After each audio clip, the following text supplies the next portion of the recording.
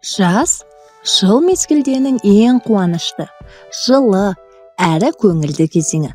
Бұл кезде күн ұзарып, ауа райы жылынып, табиғат оянып, түрлі өсімдіктер гүлдеп, жемістер піседі.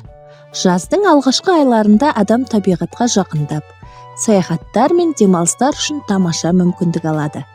Қала сыртындағы ормандарда серуендеу, көлдер мен өзендерде суға түсу, тауларда шыңға шығу – бұл жаздың ең танымал белестері. Жаздың тағы бір ерекшелігі күннің көп болуы мен жеңіл киімдердің қолайлығы. Сондай-ақ жазғы мерекелер, фестивальдер, концерттер ұйымдастырылып, адамдар бір-бірімен көңілді уақыт өткізеді. Бұл кезеңде балалардың демалысы басталып, олар өздерінің сүйікті ойындары мен сыртта уақыт өткізуді ұнатады. Жаз бұл табиғаттың толық күшіне енген кезеңі. Күннің ыстығы мен ашық аспан адамды сыртта уақыт өткізуге ынталандырады. Ағаштарда жапырақтар жайқалып, гүлдер мен түрлі өсімдіктер жер бетіне әсемдік береді.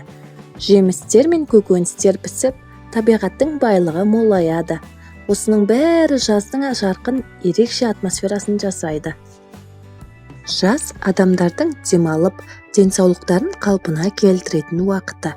Жағажайларда, өзен-көлдерде суға шомылып, табиғаттың тыныштығы мен сұлулығына толықтай бойлауға мүмкіндік бар. Саяхаттар, туристік экскурсиялар, пикниктер мен кешкі серуендер осының бәрі жаздың сүйікті іс-шаралары болып табылады. Сонымен қатар, жаздың түні де ерекше. Түнгі салқындық, жұлдызды аспан және табиғаттың тынысы жаздың түнгі сұлулығы мен бірегейлігі. Қалада да, ауылда да жаз түні мен кештері ерекше әсер қалдырады. Адамдар достарымен бірге таза ауада уақыт өткізіп, жағымды естеліктер жасайды.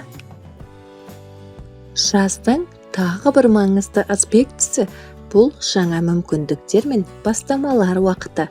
Студенттер мен оқушылар каникулда болғанда әртүрлі лагерлер мен курстарға қатысып, жаңа нәрселерді үйренеді. Жазда адамдар өз өмірінде жаңа жобалар мен мақсаттар қояды, түрлі қызығушылықтармен айналысады, жаңа достар табады. Барлық осы сәттер жаздың нағыз қуанышқа толы екенін көрсетеді. Бұл мезгіл өмірдің жаңару мен тынығу кезеңі.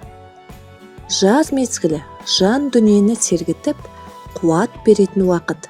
Сондықтан әр сәтін қызықпен өткізуге тырысу керек. Достар, сендерге жаз мезгілі туралы бүгінгі видео ұнады ма? Ұнаса лайк қалдырып, комментарий жазып өтіңдер. Басқа да достарыңа жаз мезгілі туралы видеоны тарата отырыңдар.